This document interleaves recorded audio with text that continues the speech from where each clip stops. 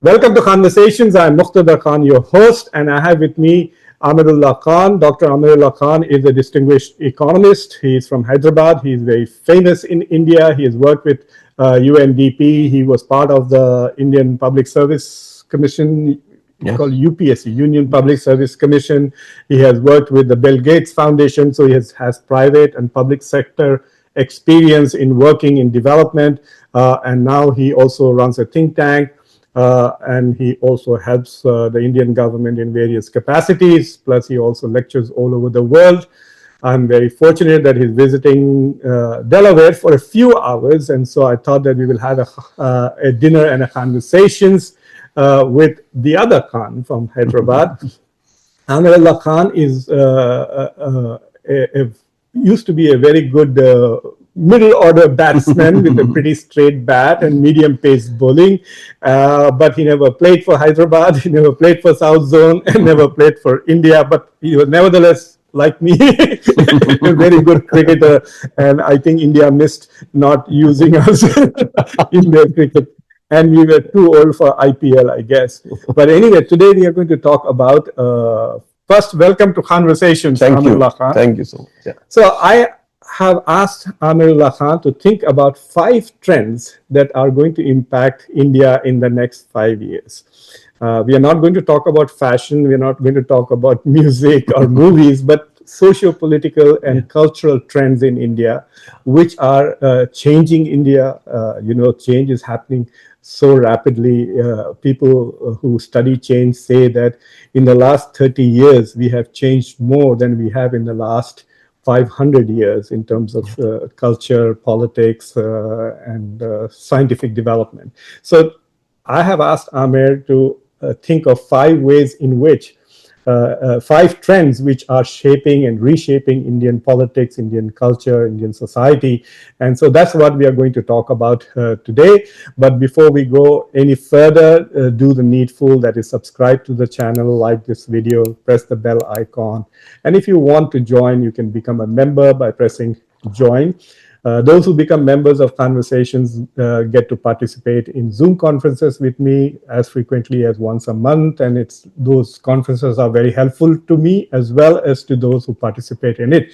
So, Amirullah Khan, tell us what is the most important trend? Let's start with the first one that is shaping India. So, thanks, Muqtedar. This was a very intriguing and a very interesting question for me. I must confess, I haven't thought of it in this way. Economists are very poor at forecasting, very good at explaining what happened yesterday, but difficult to say what will happen tomorrow because it's such a random walk, and India is a series of random walks right now. But still, because it is a challenge that you dealt out, and it was an interesting one, I have lined up these 5. They are in no order of ranking. So that's for the reader or the listener to decide as to which will be the bigger one. My first trend is one that is going to be amazing and strange because it is something that India has never dealt with before. It's going to be new for India in thousands of years. And that is, for the first time in India's history, we will have a population, a substantial population that is our age. That is our age? Yeah. So around 60 and more than that. I'm 50. I know. We played together and somehow I added 8 years while you were still stuck at. In the US, the time is a bit slow. So you see, India's the last 40 years has been that of India as the youngest population in the world. The next 40 years will be India getting older and older. And that is something we are not familiar with because, 50 years ago, we all died at 35. That was the life expectancy. It went up to 50. It's been at, 65. Oh, so we didn't have old people. We didn't have old people.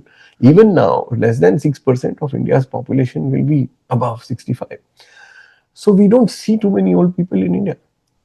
Usually the older people you see are those who are 40. And you will think that they are 60 or 70 because of poor morbidity and healthcare. But that is going to change. So, for example, right now, there are 300 million people in India who are 45 years old. Yeah. 300 million people. So 15 years from now, they will all be 60 years old. healthy 60. What do you do with them? This country is not prepared. Yesterday Yeah. I was talking to somebody about India, and I said one of the things that India needs to do is to Worry about it. no increase the retirement age, because you have a lot of 60-year-old retired bureaucrats, retired ambassadors, retired generals going around healthy, fit, and on TV, creating trouble more than solving problems, right? If they were gainfully employed, and why lose their experience? So a little more serious issue in that, and actually, if it was not so if it was not so difficult, it would have been funny. Is that most provinces, most states where people are retiring at 60 do not have the money to pay their pension Pensions. benefit, and therefore, retiring them later is a necessity, not just something for their good. In fact, I know a couple of states which have increased retirement age not because they think these guys are fit and useful, but because they don't have money to pay them, just postponing it by a couple of years. That doesn't go away; it just comes back bigger and bigger. So if they had very young wives, then you're Yeah. paying 30, 40 years Yeah. of pension Yeah. beyond. Yeah. Even if not young wives, they themselves are going to survive till 80 in urban areas. So India's defense budget, one of the biggest problems is pensions. pensions, right? So you see, we are grappling with pensions at the lowest level possible. For example, less than 20% of India's GDP is in pension. It goes into pension funds. I mean, take a look at the US. It will be like 150%. So we have very little money that goes into pensions. But imagine if that becomes twice the amount, thrice the amount. Where are we? We're struggling with that little amount of pension. So then the second thing is infrastructure. Try coming into India as a 70-year-old. If you are 70-year-old in Sri Lanka or in Turkey, you have ramps, you have wheelchairs, you have lifts everywhere. In most public infrastructure in India, there are steps, broken steps, because there aren't too many old people. But that's going to change. So it is going to have a huge impact on the fiscal budget, and it's going to have a big impact on infrastructure. Right now, all the infrastructure we are building does not bring in And this. that will be at 1.7 billion, of which a huge percentage will be 60. Right? So 300 million are going to be 60, right, just from the workforce. So that's a trend that we are not ready for. And at various levels. So one interesting thing is that problem is coming 15 years from now. And the target for Viksit Bharat is 22 years from now. Yeah. So it will be a huge problem. Actually, the last 7 years of this targeting of Viksit Bharat is going to be with old people who will be a big burden on the state. Wow. I just gave you a 15-year horizon. That's happening right now. Actually, Santosh writes a lot about this ending of the, what do you call it? The demographic dividend. So that's the big UNFPA numbers that have come in recently across countries, and it points out that the biggest problem that India faces is an aging population. Like China, like Japan. Like they did, but they did that with enormous infrastructure investments. And low population. We are fighting that with, no, China and Japan have substantially high population. So they are good templates to use. But we haven't looked at that. We have been busy building roads and airports unfriendly to the aged. We need to make hospitals. For example, if you see the number of teaching schools in India, medical schools, you'll find it very difficult to see a geriatric department because there aren't enough old people. Now you will need, so at various levels you have to deal with the old. So that's one trend that is going to be. And so you're basically saying retire and don't come to India, stay in the US. I'm saying actually a little more than that. I'm saying that given the morbidity that exists, given the status of healthcare, what is happening is that we have a large number of people who are now in that 55 to 65 age, and they are not well. So when you are old and you are not well and you do not have access to healthcare, those 5 years or 10 years are the most difficult periods of your life. Accompanied with that is the problem that these are also people whose children are going away. So there is a lot of loneliness. So all that problem that India never had, it's a new issue, it's a new trend, So and the it's going to be a big one. strength that India has at the moment could become a big Big handicap within 15 years. unless we invest for the aged. Aged. You see, we have to acknowledge the fact that these are people, you and I, who have worked hard for 30 years. 30 We years. cannot be forsaken. We cannot be Abandoned. abandoned. So by the state, by the family, and that's going to happen. I saw a very scary story. I actually did a show on that briefly about how people are leaving their aged people abandoned in the streets, and parents, children are leaving their parents and making them homeless and running away. And some people are offering ashrams and dharmshalas, whatever, for these people, but really there's no institutional. You will realize the gravity of the problem when I tell you that we had to pass a law saying that it is mandatory for children to look after parents. It's a law in India. You get punished. Yes. So if you abandon your parents, you get punished. You go to punished. jail. But I mean, you don't do this by law, do you? There was an Amitabh Bachchan Hemali film about it. Several Avatar and that Rajesh Khanna. So, but then we now had to bring in a law. But laws don't solve these problems. Right? So that's the first thing. Okay, aging population, rapidly aging, and no infrastructure to handle that. The second one that I want to talk about is that while these 30 years have been great and India's progressed like never before, it really counts as one of the better and the more forward-looking countries in the world. Paradoxically, the informalization of the workforce has never been as rapid. What you would expect when an economy goes modern is that more and more workforce gets into the formal sector. But India's pace of informalization has been very high, which means that we do not have social security for 85% of the population that is earning less than $300 a month. Now, this informal workforce is so vulnerable in an age where we don't know 15 years later all the specter of AI and robotics and whatever, what will happen to this large workforce that is doing menial work. And it's the menial work that gets quickly automated. So what do we do with this large number of people? Our informal workforce right now is at least 85. So last week Tesla started robot taxis, and I'm thinking if robot autos come, all sorts of things. You see, the largest workforce in India, the largest skilled workforce in India, interestingly, is tailors. Right? We are a country of tailors. Rough estimates are that we have 40 million tailors. Now, you see, tailoring is up for grabs. You will have automated tailoring shops that produce 10,000 shirts in half an hour. What do we do with these 40 million people? So there is that specter. But there has been this rapid informalization.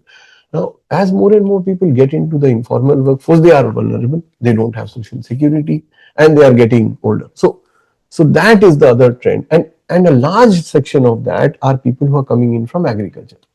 50% of our workforce works in agriculture, which is just too many people. You don't need so many in agriculture. As they move into the formal workforce or look for formal jobs, there aren't any. At a time, you see, China benefited because that was a time when the employment was going up tremendously because of manufacturing jobs. Those days of large-scale manufacturing look like they are over now. Now, where do these people go? I have a student who graduated last year, and he and his father farm some 500 or close to 1,000 acres. They have their own plane, they have the huge tractor. There's 2 or 3 of them can farm like 500 acres easily. Whereas in India, you would probably need a lot of people to do the same thing because they are not automated. 7 people for an acre. I mean, what will you do with that? There's also another problem, Amir. I was looking to the labor force participation rate. According to that, the women are the most educated in India at the moment that they have ever been in the last 77 years. But the women's participation in the labor force is the lowest since independence until now, isn't it? That's another. So that's my third. Oh, that was your third point. I'm sorry. No, fair enough. So, again, we are going to see something that India is not familiar with. Is not the Indian political economy and the Indian socio-cultural atmosphere is not ready to handle. and that is that you will see a lot of women. We keep Unemployed. our women hidden, like we keep our old people hidden, right? The Yeah. moment somebody retires, you put him or her into the last room in the house and say, do your puja part. Now they're going to come out. Similarly, women, because they are getting educated, because they are going to school, they are going to, because the workforce participation is the lowest. As a sociologist, do you think it's highly educated women who are not employed, would that end marriage? It's, I mean, anecdotal evidence already shows that among the urban educated, the age of marriage has just zoomed up. The Yeah. typical age of marriage in India is 18, and 28% of India's brides are below 18, illegal, right? But in urban India, that has shot up to 28. So of course it impacts marriage, but I am saying that just the workforce, the feminization of the workforce is going to be something that we are not ready to handle. Our offices, our factories do not have toilets for women because there are no women. Right? Now, how do we handle that? Suddenly there will be 20 women, 200 women, 500 women coming in.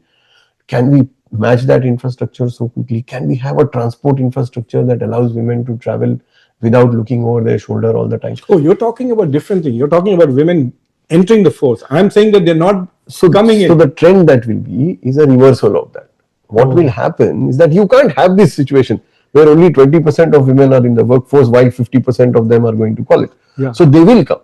What I'm pointing out is the extension of that we've had that so long. Yeah. And now we are going to face this sudden new thing that you will see women around you. We are not accustomed to seeing women and rubbing shoulders with them. How do we tackle that?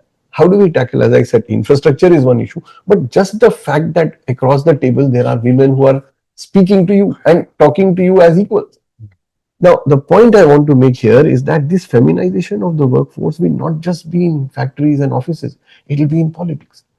How will you handle women in politics? We've never had, if you see India's political structure, you will have this grand exception of Indira Gandhi as Prime Minister, right? Or a Sonia Gandhi coming in and leading the Congress party. West Bengal, Trinamool, But otherwise, Mamta yeah. Banerjee. So Mamta comes in, Mayawati comes in place of Kanchi Ram. Sonia Gandhi is there because Rajiv Gandhi is dead. Indira Gandhi is there because she is Jawaharlal Nehru's daughter. With the exception of Mamta, you will now not see women in politics, but that you will see changing. Especially because we will soon have the law coming into force where a third of the parliamentarians have to be Have to be women. women. So how do we manage that? You see Does the this. new parliament have women's toilets? The parliament has, The but new it one. has, yeah, but it has very few women. Very few Yeah, women. 13%, 62 or whatever. Okay. Uh, then you will have women coming in and writing stuff that you're uncomfortable with. Banu Mushtaq, Yeah. right? She's suddenly come up. She's this, Kannada writer, and she writes this really feminist writing that can get people worried. Now you will have a lot more, and you're seeing that. This one, right? Yeah, this one. You will see a fabulous book. I mean, Yeah. if you read that, and it's in Kannada. It's not an English writer.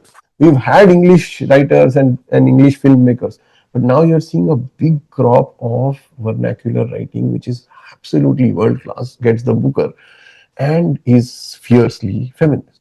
So this women in the So it's not public just space, women, yeah, but it's also feminism entering the public sphere. and and challenging Mm. the basic structure of Indian society that is so acutely patriarchal. So the prime minister's slogan, "क्या बेटी बचाओ, बेटी से बचाओ," it will become No, and it will not be beti bachao. It will not be this बेटी से बचाओ. patronizing Yeah, beti. Looking at women as beti, ma, bahan. That will not work anymore. yeah. They are persons by themselves. Yeah, so that is going to be a big trend that we have to watch out for. We have to make infrastructure for, get people ready for that, understand that you can have a woman boss, that you can have women in directors positions in companies and lead the government. So that's going to, already you see that the Indian women's cricket team does much better than the Indian men's cricket team. Right?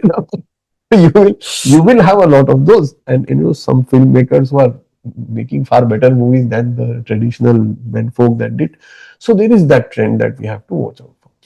This brings me to, So yeah, one way of asking is, so are men ready for competition from women? That's the question. Right? no, our education system is not ready, our people are not ready, our systems are not ready, our government systems are not ready, our schemes are not. In the US, everywhere in the country, more than 50% of college students are women. Mm, Women are now better educated than men. And so they are outperforming men academically. And so we have a crisis for men in the US. And that's one of the reasons why they say Donald Trump won in 2024 because of the crisis of of men. masculinity. And you have that in the US 100 years after you became a rich country. We have that in India while we are a very poor country. Yeah. We right now have 50% women in medical schools. We right now have 45% women in engineering schools. So our challenge is going to be much bigger than what the US has, because we are not ready. We are not there where we have that kind of infrastructure and that kind of worldview, and we have women coming in, strong, bright, educated, skilled women. So that's something that we are not ready for. Right? You will have all sorts of politicians making very sexist comments and getting away. That that trend cannot continue. Which brings me to the fourth. And the fourth is something that I'm not very familiar with. Till now I've skirted around That is demographic, the economic, statistical issue. The fourth for me is outside my okay. scope of expertise. So I'm just being brave and just forecasting and just looking into a crystal ball without any robust investigation behind it. But the trend that one sees is, and this goes against everything that I have spoken so far, that we are seeing a far bigger assertion of regional, local, caste, cultural, and religious identities. That symbolic getting grouping together of people. You will have cars being driven in Delhi that says Gujar boy, meaning I'm proud to belong to this caste called the Gujar caste, or Thakur, Brahmin. Assertion of an identity. And that is happening big time. It goes against the grain. While India is becoming more and more nationalist, the whole Indianness is becoming, very, very articulate and very violent. On the other hand, the emergence of subnational identities, the emergence of subcaste identities is equally powerful. When these two meet, when these two clash, like we are seeing in the Hindi debate, see, there is this assertion that everybody should speak Hindi, and there is this assertion saying, no, I am going to speak Tamil. How does one solve for that problem? So why are only the Tamilians so vocal? Why aren't the Gujaratis and Bengalis also equally assertive? Because it's easier for them to understand Hindi? Look at Bengal. It just rejected Hindi. Oh, yeah. Yeah. Gujarati is very close to Hindi. The language is similar. But look at Tamil Nadu, look at Telangana, Telangana. Andhra, Karnataka. You will see that happen. There is a rejection of a one language formula. And match this or put this together with a workforce that is getting global, that needs to know English. So you But see, I think people are going to be ashamed that they speak English. so when the home minister said this, he said this in some, I know in what context and why, he quickly had to delete those. All the news channels then deleted that. Because it just doesn't make sense. If we are going to be the true sense of the word Vishwa Guru, which means that we are going to educate the whole world, then we can't do it in a language that only 40% of India speaks. Yeah. So this clash, so the subnational clash is somebody from Telangana going to assert the Telangana pride or the Indian pride, and when the two clash, then where is it going to be? Maratha. Take Maharashtra. That whole election was about Maratha pride. We have a movie theater about a mile from here.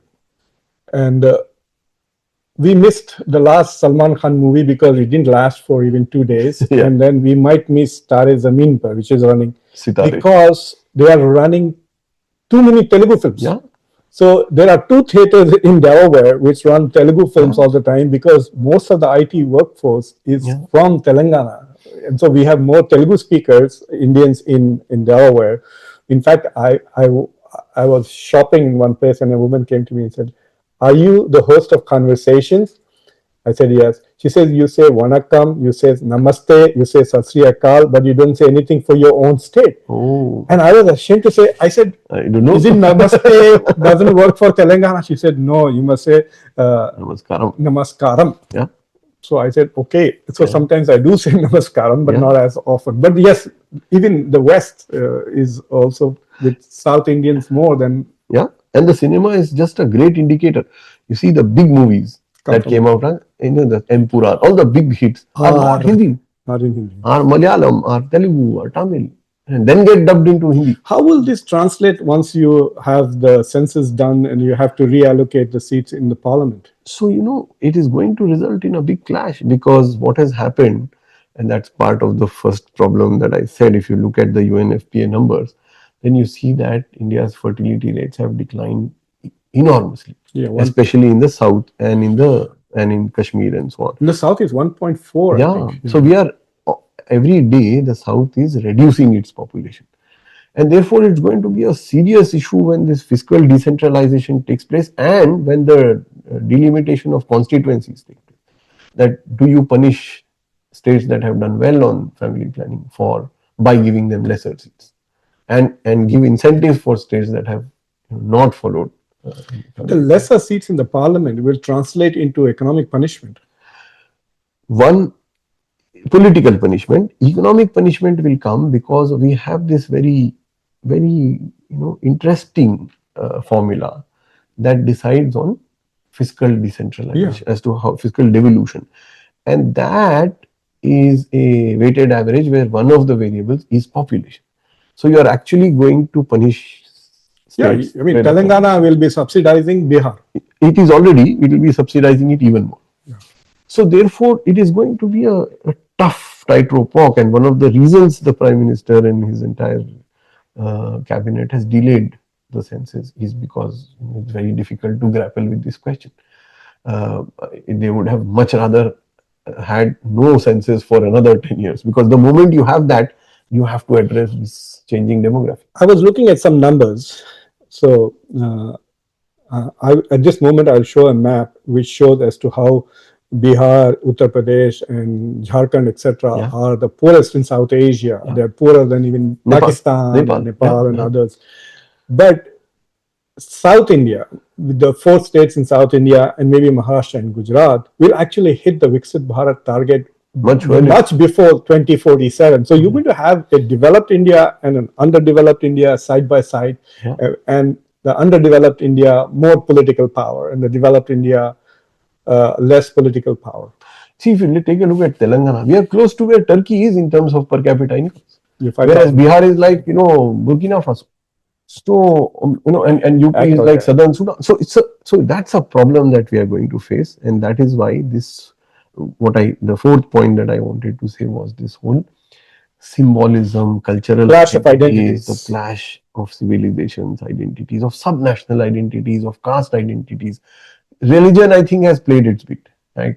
If you continue to do this Hindu-Muslim anymore, I think people are getting tired of that. So now the new fault lines will be subnational, and that is going to be a big assertion. And that clash is not an easy clash because othering the Muslim was always very easy. Yeah, But because of othering the Pakistan. Tamilian or othering the Telugu is not going to be as easy at all. Which brings me to the final thing. And that final So one, this model yeah, of one God, one India, yeah, one language. hasn't worked because it's far too diverse. Even in very small countries, you have not been able to homogenize Yeah. those. Any attempt at homogenization results in severe backlashes. Iran being an example, and anyone, Yeah, take yeah. Pakistan, even a smaller country. If we are going to do that to a 1.5 billion people with very strong subnational identities of history of, they've just got together 70 years ago. So doing that with anything, with force or incentive or money, is not going to work. So this is going to come and it's going to be a tough one to handle. So the final one, which is again something that India is not just ready for, and that is that we will see the kind of urbanization and migration that we saw 50, 60 years ago. You see, India has a very curious cycle of urbanization. Our fastest pace of urbanization was in the 70s. And then the urbanization levels just Petered petered out. off. because no jobs, no because no cost of job, living. because people were staying in rural areas, the urban infrastructure was not good enough. Yeah. Now the story is the same. We still have very overcrowded cities, cities that none of you in the US will like to go and live in because everything is crumbling. You see what happens with rains. 2 millimeters of rain and Surat is submerged. So, how are we going to tackle this large scale migration that now is far more systemic than it was 50 years? You see, 50, 60 years ago, it was distress migration. You ran because there was drought, there was, you were starving. Today, you're going there because you're educated, because you're skilled, like what happened with migration in the US in the 60s. So people moving from the east to the west, the grapes of wrath and all of that. India is going to see that big time because two-thirds of India is rural. Or two-thirds of India is going to get urban by the time we get to Viksit Bharat. So 67% of India getting into the same few cities that are struggling with 20 million population, Delhi, Bombay, Calcutta, Hyderabad with 9 million. How are we going to tackle another million, 2 million, 5 million? You know about, I sometimes teach a PhD seminar on good governance, and one part of it I teach is smart cities. Yeah. And the reason for that is because the world is on the by 2050, 70% of the world will be living in cities. Yes. There will be very few urban populations. So even if you see, for example, the map of the US, if you see Pennsylvania, the whole of Pennsylvania is red, Republican, except two dots, which is Pittsburgh, Yeah, yeah, yeah, yeah. and Philadelphia. And the same in Texas, for example. Austin is blue, the whole state is red. Red, yes. So you can see the urban-rural divide, which is Divide. political, So clear. financial, cultural. But if 70% of Indians now live in cities, yeah. either you need more cities, and nobody's talking of smart cities anymore in India. That's over, right? They said we're going to have 100 cities, and now Abandoned. I don't hear any of that. No, it was abandoned, formally abandoned. Oh, it was formally abandoned. So, So what's it going to do? Like nothing. There is no urban plan anymore. There is nothing. But they know this is coming. Yeah. I don't know whether But COVID reversed it a little bit. Little, slightly, people went back to agriculture, went back to Yeah. villages. That was the first time you saw a return. But that's going. That's So temporary. maybe another pandemic will be the solution. Or just temporary. People will start coming back. They have already started coming back. And so these are going to be major challenges. Now, while all this is very grim and it is You're very pessimistic. Yeah. Any optimistic? Yeah. So, but I think that given India's strength, all these five are huge opportunities for India. If we do, and we don't need to do only just a little bit. You see, while India right now is going through a phase of an inward-looking, protectionist, patriarchal, stuff, India actually, historically has been a very strong democracy. Yeah. It has been a country that has truly been a global country for centuries. It is a country that has some of the most talented people, regardless. I grew up reading the Hindu newspaper, Yeah. and I came to the US, and I could not find international Paper. news in Yeah. American newspapers. We got more international news sitting in India. We would know things about tennis and chess and football, American football in India than. Yeah. I've never seen cricket covered in New York Times or anything else. Or what is happening in Nicaragua, Yeah, Haiti. I mean, we read that when we were in school. Yeah. So So there you was a see, global outlook. So India essentially, fundamentally, despite these minor aberrations, India fundamentally is a progressive democratic country. And for progressive democratic countries that have hit middle income, the next phase is very easy. It just requires a little understanding, a little correction in the political way of thinking and the will. So the World Bank says the key is innovation, right? For the last stage, for to move from middle income, it's innovation. Now the Hindi word or the word that we use is jugaad, right? Yeah. But jugaad is not innovation. Jugaad is adjustment. It's the opposite of it. We get used to. Jugaad is actually saying that innovation is bad. That we should make do. Make do is not innovation. Make do is not innovation. Make do is miserable, is a miserable outcome. So, but you will see that India is also very innovative. India has the wherewithal to go on to the next level of any of these cutting edge technologies that we are looking at. So, for me, all these five, The cultural identities, etc., will give India its heterogeneity that makes India the greatest country in the world today, or will make India. So that diversity will flourish. It has to. You cannot curb it down. A population that is maturing, that is stabilizing, is a population that is going to be senior, experienced, mature. A feminization of the workforce will give to India a larger consumer economy than anywhere else in the world, including China. So, there was this project in Kerala where people volunteered and helped Kerala reach 100% literacy rate, Yeah, right? yeah. Can't we get these retirees who are on government pensions to volunteer for developmental projects, educational projects in some way? So even though we are saying you don't have to work for your pension, But yeah, yeah, make it them work helps. for their pensions, right? In some volunteer capacity, make it like cultural things so that a healthy 70-year-old. Uh, I mean, look at all the politicians, they're in their 70s, they're not retiring. So, Yeah. why should an electronics engineer or some guy who did his bachelor's in science? Or a war veteran. Yeah. So you see, that's already started. So if you take healthcare in India, it is run by volunteers.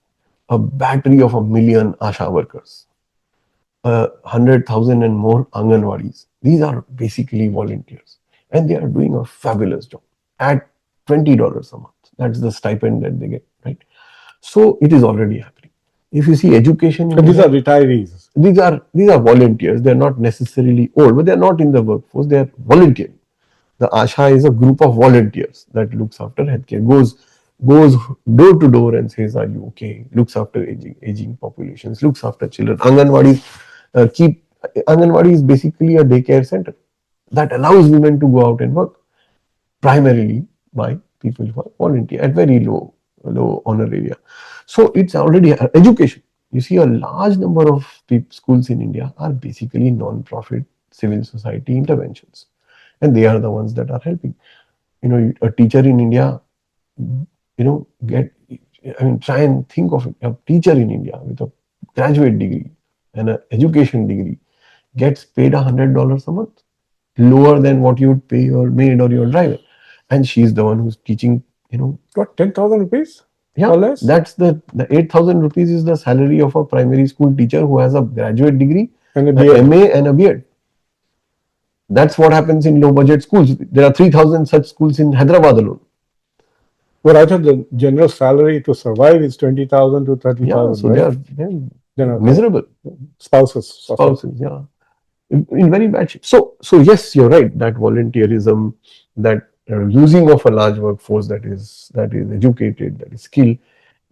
Once you can get that into position, then India, there is no reason for India indeed to be Viksit by 2047.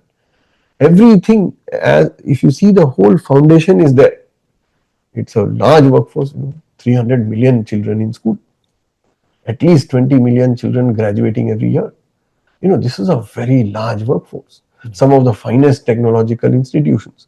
So, and a large private sector now that is flourishing, and for the next level we'll have to innovate. It cannot make do with re-engineering anymore, and you will see some of that coming out. The space program is an example of. So yes, there is a great deal of optimism, but it will require a very strong correction politically. Politically, we are a mess. Politically, we are just going back 500 years. Politically, the debates we are having is what happened to Aurangzeb 400 years ago, what happened to some Padmavati 700 years ago. Those things have to be avenged. How do we remove one language and replace it by the other? That kind of mindset is what is driving India now. The moment that changes, So what about these Labharti programs? I mean, are they helpful or are they impediments? so, Muqtedar, that is one of the saddest things that has happened in the political narrative in India. By ridiculing social welfare, by Bravery, they call it. by abusing those who need state support, we have made a real, class difference between the privileged and the not so privileged. Look at me, right? I'm doing all right. I'm by any means, the money I earn, the status I have, I'm doing okay. But how did I reach here? I reached here because I went to a Labharti school. I went to a college where I paid $1 for a semester. You remember we used to roam around in buses Yeah. with 21 rupees per month. Now, if that Labharti has been good for me, why is it bad for you? I have traveled in railway trains where we paid 50% of our fare that was heavily subsidized. No, you're talking about services which are educational and others like public education, right? Yeah, yeah, So, like when I tell people here in the US that in India we used to produce engineers for $5,000 or yeah, less, yeah, they're stunned because say, that's less than one class tuition here yeah, in the yeah, yeah, US. yeah. No, but the other Labharti that I'm talking about is just cash transfers. Are So, they in so use? Muqtadar, I mean, take a widow, right? A lot of urban widows are widows at 27. Four children to support, a husband who's died, no social security. Now, if you pay that woman $20 a month out of state funds, I, how is that? How is that a waste of money? Four children who will starve otherwise. You have no programs to help them. There is no place that the children can go and eat. There is no school. In the US, there's something called SSI, Supplementary Yeah, Social Security. yeah. So, for example, if a person is living alone and has never worked in their life in the US, right, Gets money. they can get up to, I think, $1,100 a Yeah, month. yeah. And if they are supported by families, etc., they can get even less. So it's not. I understand what you mean. That is a formalized safety Support. net. Yeah.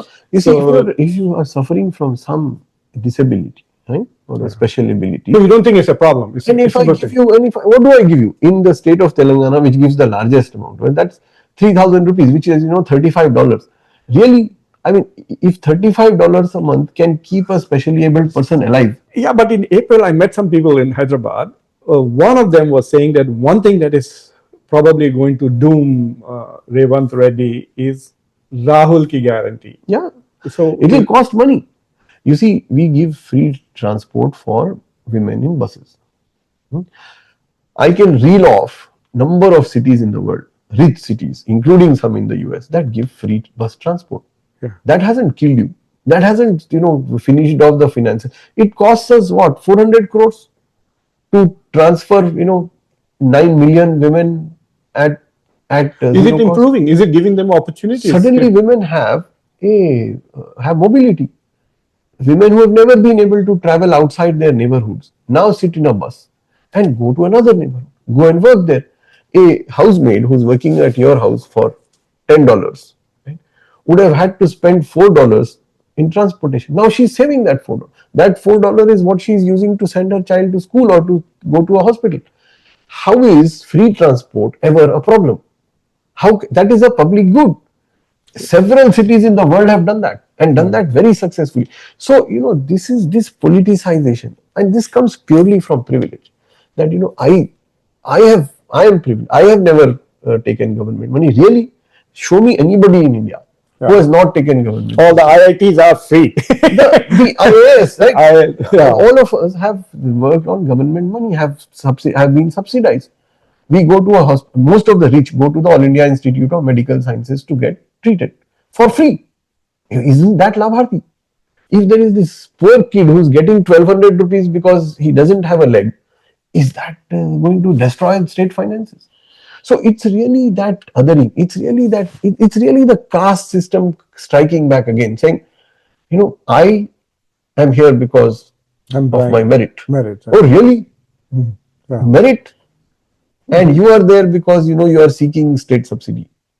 So that's what I say is one of the things that drags India down. Once we get rid of that, once we realize that everybody has a right to good education. It's not just happenstance that I'm born in a rich household, so I go to a good private school. Everybody has a right to basic health care. Then we'll stop speaking like this.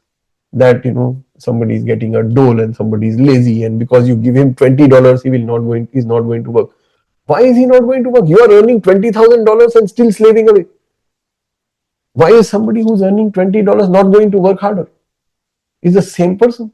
Yeah. Well, That was a very interesting conversation. And Amirullah Khan, thank you very much for coming on Khanversations and enlightening us. I think we are going to have a lot of interesting comments. So please leave your Sure. comments. If you think there is something which is even more impactful than any of these 5 trends, please say so in your comment section. Share this with lots of people that you know. This is an important conversation. And believe me, there's some of those I would have guessed 2 of them definitely, the number 1 and number 3. Yeah. But we will see how things go. And I think they have just announced census Yes. that they're going to. So Yes. that is also going to become a big issue by 2026. And there are a couple of things that we did not even anticipate. One is potential frequency of pandemics Yeah. and the environmental challenges, sustainable challenges, pollution, healthcare. So we did not talk about that, and so those are variables which could also become trends, right? Which can Big time. impact healthcare, impact just the budgets of the states if you have an environmental crisis. So thank you very much for watching. Thank you very much, Amirullah Khan, and I'm your host Muqtedar Khan. Hope to see you soon again. Thank you. Thank you.